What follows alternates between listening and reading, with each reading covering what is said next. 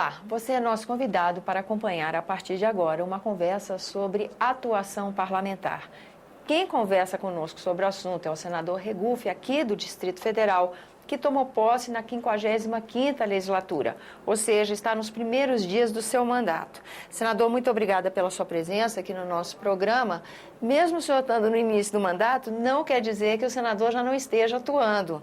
O senhor já me contava aqui antes da gravação as matérias que o senhor já protocolou na casa. Quer dizer, nós temos aí 9 ofícios que dizem respeito ao custo, abrindo mão de recursos para a atuação parlamentar, não é isso? E isso já vai sintonizado com uma das suas bandeiras, que é a questão do custo desse trabalho, né? A minha atuação parlamentar vai ser baseada em 3 pilares. Primeiro, a defesa de uma reforma política profunda que nós temos que ter nesse país. Eu protocolei na semana passada, na minha primeira semana aqui na casa, eu protocolei 7 PECs, 7 propostas de emenda à Constituição, para que nós tenhamos nesse país uma reforma política que mude a forma de se fazer política e a forma de se eleger os políticos nesse país.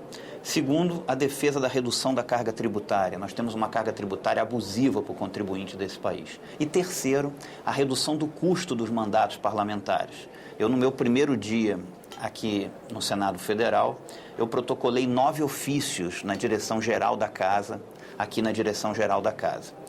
O que diz os 9 ofícios? Eu abro mão dos salários extras que os senadores ainda recebem, eu reduzo a minha verba de gabinete, eu reduzo o número de assessores no meu gabinete de 55, que é o máximo, para apenas 12. Eu abro mão de 100% da verba indenizatória, eu abro mão de toda a cota de atividade parlamentar, que também é para gastos extras. Eu abri mão do plano de saúde, que é inclusive vitalício, que os senadores têm direito para o titular do mandato, para seus familiares até a morte do titular. Por quê? Não existe democracia, nem Estado democrático de direito, sem um poder legislativo forte e atuante. Mas para ele ser forte e atuante, ele não precisa ser gordo e inchado. Ele não precisa custar para o contribuinte o que ele custa hoje. E não adianta eu só defender um custo menor. Eu tenho que dar o exemplo, cortar na carne. E foi isso que eu fiz no meu mandato desde o primeiro dia. Com essas medidas que eu tomei, só elas, no meu gabinete, vão gerar uma economia direta aos cofres públicos de 16 milhões e 700 mil reais. É uma forma de dar uma contribuição, de dar um exemplo e de honrar o compromisso que eu assumi com quem votou em mim, já que isso foi colocado também no meu panfleto de campanha. E é algo que eu acho que é importante. O nosso poder legislativo é importante para a democracia, é importante para o país, mas, na minha opinião, ele deveria custar bem menos do que ele custa hoje para o contribuinte brasileiro. E aí, com esses ofícios abrindo mão de certos recursos, o senhor, na prática, demonstra o que seria o ideal do funcionamento da Casa.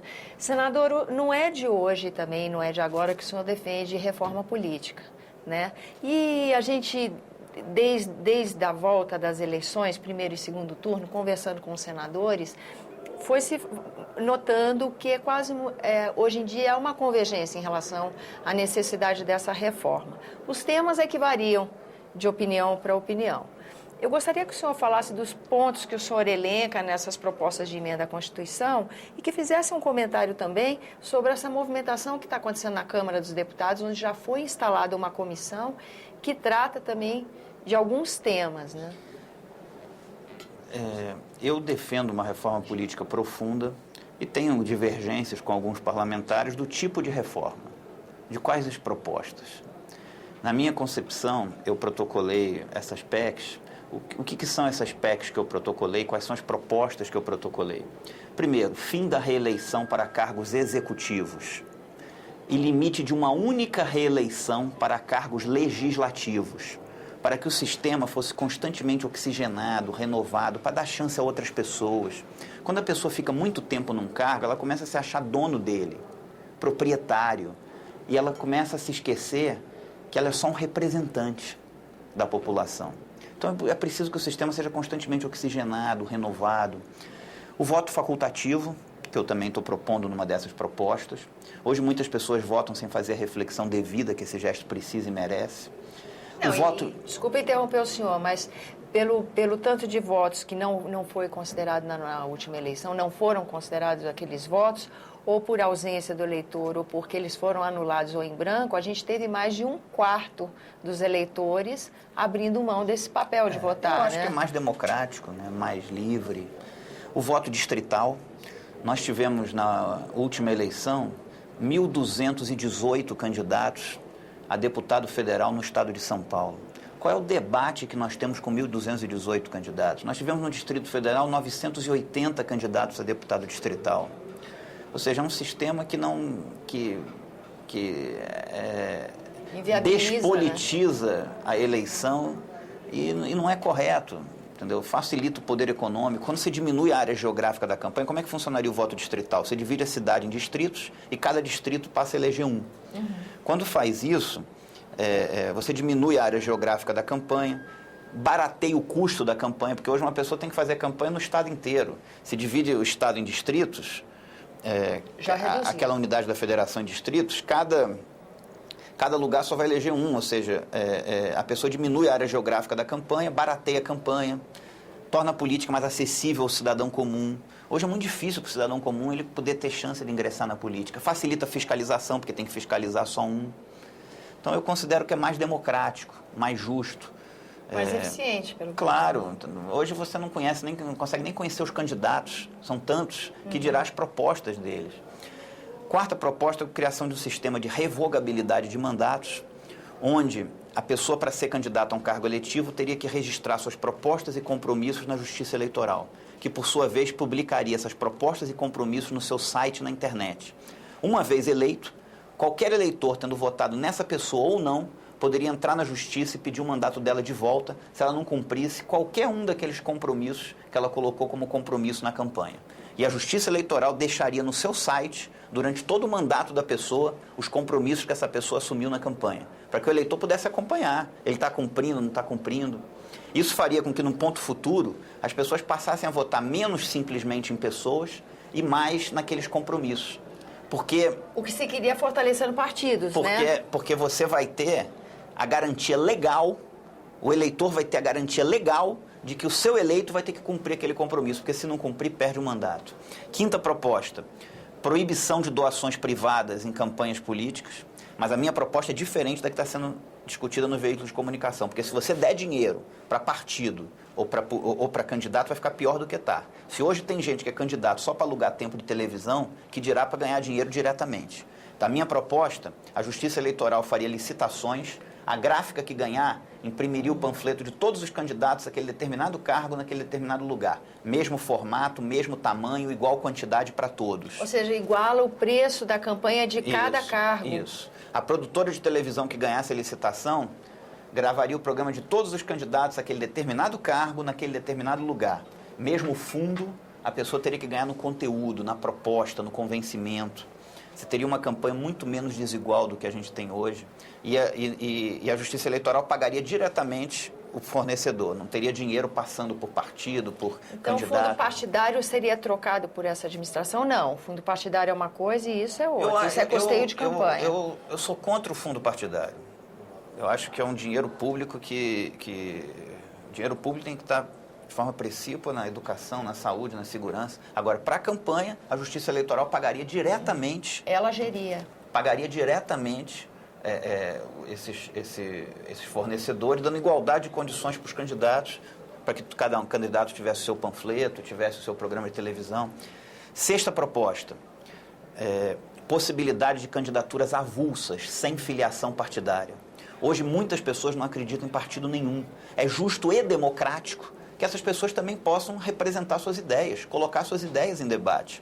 O único filtro que eu coloco é que a pessoa, para ser candidato sem partido, teria que recolher 1% de assinaturas daquele eleitorado que ela vai disputar. Legitimidade. Então, se é um candidato a deputado distrital aqui no Distrito Federal, teria que recolher 1% de assinaturas do eleitorado do Distrito Federal. Se é um candidato à presidência da República, teria que recolher 1% de assinaturas do eleitorado nacional para poder ser candidato e se apresentar como candidato sem partido. Senador, essa é muito polêmica, né? Porque a gente vê, por exemplo, parlamentares defendendo de que faz parte do funcionamento, da articulação nas estruturas democráticas, a presença de um partido forte.